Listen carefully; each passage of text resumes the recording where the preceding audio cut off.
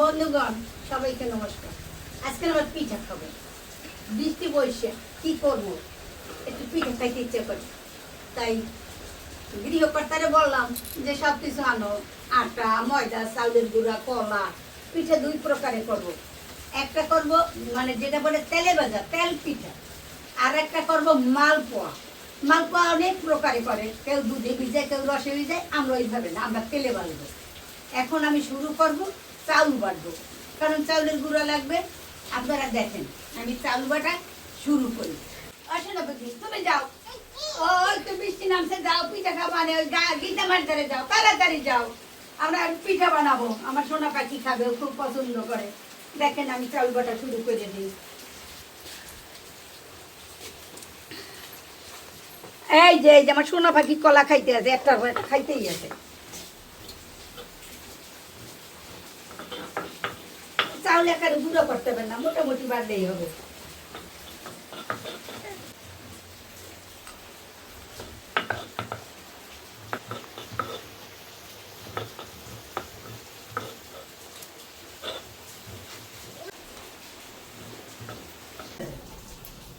আগিতা আয়, তাড়াতাড়ি নারকেল করা, চাউল বাটা বেড়াই হয়ে গেছে। নে নারকেল করাই না, তাড়াতাড়ি করা। আমি এখন নারকেল কুড়াবো।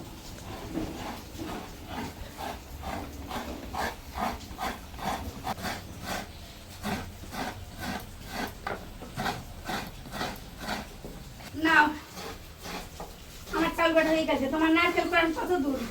নারকেল কুড়ানো হয়ে গেছে প্রায়। আচ্ছা, তাই আমরা এখন আস্তে আস্তে সব কাঁচাই ফেলাই।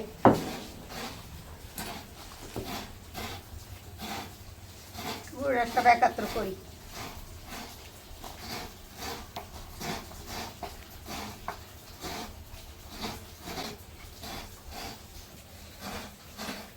পুরোটা সুন্দর ফিনিশ হয়েছে। হয়ে গেছে। এখন আবার কাঁচাই কুচাই লই। এখন মালপোয়া পিঠার জন্য যা যা ইনস্ট্রুমেন্ট লাগবে আমি রেডি করি। দেখেন প্রথমে নিলাম কিছু চাউলের গুঁড়া, অল্প কিছু সুজি দিয়ে দেবো। সুজি দিলে একটা স্বাদ একটু কুচুর কুচুর করে, তাই অল্প একটু সুজি দিয়ে দিলাম, বেশি না, অল্প। দেবো আমি আটা, আটার পরিমাণটা একটু বেশি দিলাম। গীতা ওই চিনির পটটা দে।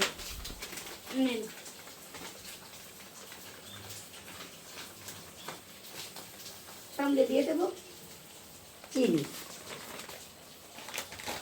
আর অল্প একটু বেকিং পাউডার দেবো। তার কারণ এটা দিলে পিঠেগুলো একটু ফুলে আর বিশেষ করে একটু সফট হয়, তাই একটু অল্প পরিমাণে একটু বেকিং পাউডার দিয়ে দিলাম। এখন আমি আস্তে ধীরে জল দিয়ে সমস্ত উপকরণগুলো মিক্সড করব এবং গুলাব।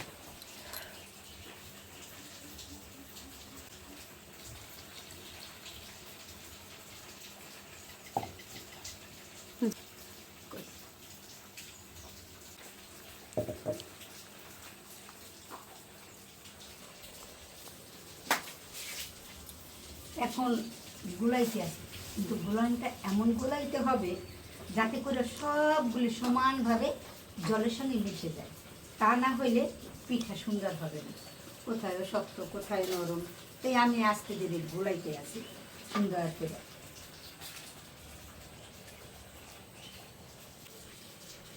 এখন দিয়ে দিলাম লবণ।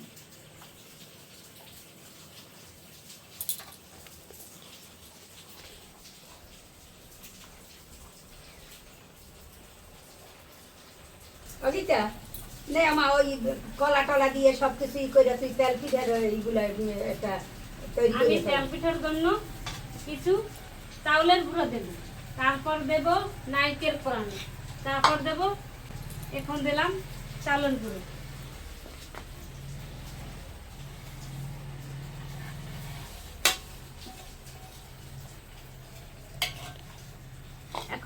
এখন দেব নারকেল কোড়ানো।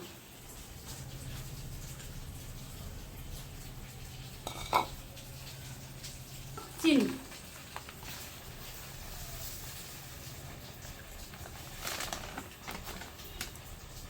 দেবো একটু স্বাদ মতো লবণ।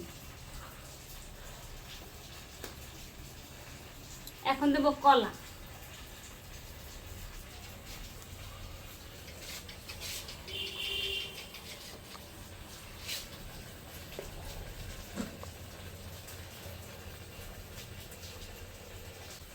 আমার গোলাটা সুন্দর করে গোলানো হয়েছে। এখন আমি এটা রেখে দেবো, কিছু সময়ের জন্য রেখে দেবো, কারণ ওই চাউলের গুঁড়া এই কিছু সুজি দিছি, ওটা যদি ভালো করে দিই না হয় তাহলে খাইতে স্বাদ লাগবে না। এই জন্য আমি কিছু সময় একটু গোলাইয়ে রেখে দেবো। আমি সব কিছু দিয়ে দিলাম, এখন আমি এগুলো গুলাই নেব। একটু খাবার পাউডার দিয়ে দে। এখন দেবো অল্প খাবার পাউডার। দেখুন বন্ধু, আর নে এখন কিছু ইয়ে দিয়ে দে, এই সুজি আর ভিতর কিছু দিয়ে দে। এখন দিলাম কিছু সুজি। নে এখন সুন্দর করে সব কিছু গোলাইয়ে নে।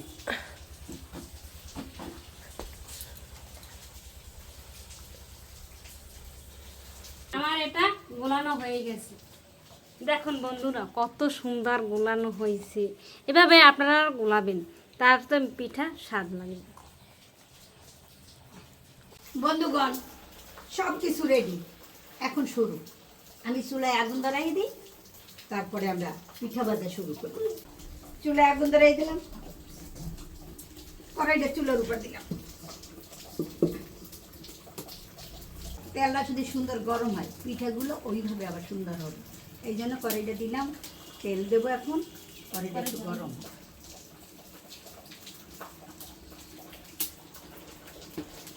কড়াই গরম হয়ে গেছে, এখন দিয়ে দেবো সয়াবিন তেল।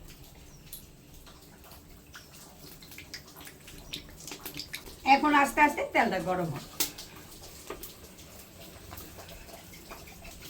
গরম হয়ে গেছে, পিঠা ভাজার আয়োজন শুরু। এখন আমার ছেলের বউ, ও আবার এই পিঠা বাইকে একটু ভালো করতে পারে, তাই ও করবে। আমি আমার নাতি লই একটু দূরে থাকি, পরে আবার আসবো এই পিঠা খাওয়ার জন্য।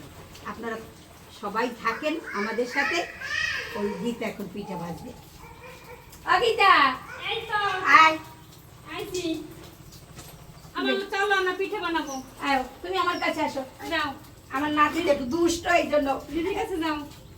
তেল গরম হয়ে গেছে, এখন পিঠার গোলাগুলো আমি দিয়ে দেব। দেখুন এইভাবে আমি দেই।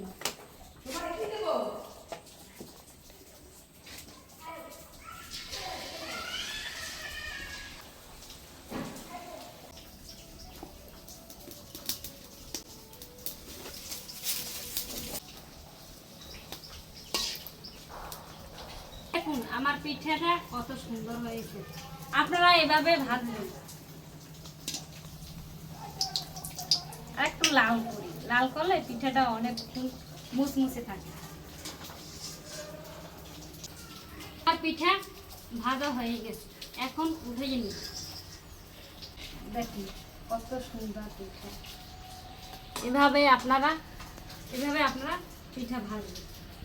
তো পিঠা ভাজা হয়েছে? হয় মনে পিঠা ভাজা হয়ে গেছে। তাই তুই একটু ওই সোনা পাখিরে ধর, আমি একটু তেল পিঠে কাটা ভাজি। নেন আপনি এখন তেল পিঠা কাটা ভাজেন। কি করে তেল ওই পিঠে দেখো। ভাজা শুরু করব।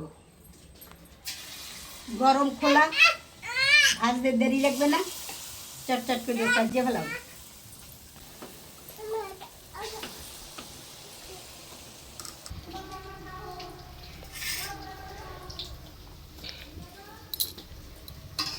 এখন দেখেন তেলে ভাজা পিঠা, যার নাম তেল পিঠা, তাই ভাজতেছি। আর বিশেষ করে বৃষ্টির দিনে খাইতে তো একটু ভালো লাগবেই। বৃষ্টির দিনে আপনারা কে কি করেন? আপনারাও মাঝে মধ্যে ভাইজেন, ভাজ্যা খাইয়েন। দেখেন তেল পিঠা, তেলে চুপচুপ, খাইতে খুব স্বাদ। বন্ধুগণ, তেল পিঠাও শেষ ভাজা। দেখেন আমি এখন তুলতেছি। এই মালপোয়া পিঠার উপরে তেল পোয়া পিঠা ছাড়িয়ে দিই, কেমন লাগে দেখেন।